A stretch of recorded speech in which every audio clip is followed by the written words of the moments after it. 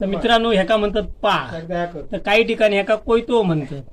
हे बघा ह्या पाळाचं आमच्याकडे ह्याका पाळ म्हणतात. त्याच्यामुळे ह्या पाळाचा ह्याचा थोरुआ म्हणजे मूठ ही कशी घालतो हे आज आपण बघूया.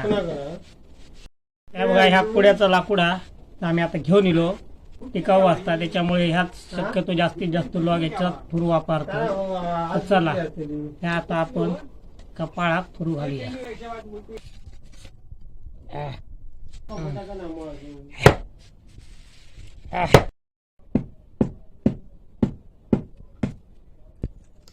तर मित्रांनो कोकणातील प्रत्येक घरात असं एक तरी पाळ बघूक मिळतो.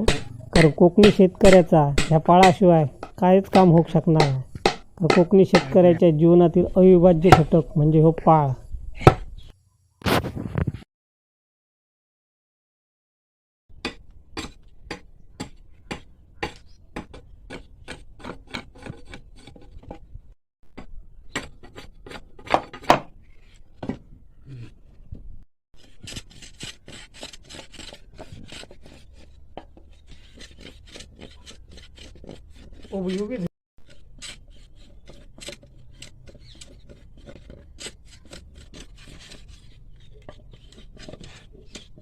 आणि हे बघा मित्रांनो आता अशा प्रकारे पाळ तयार झालेला.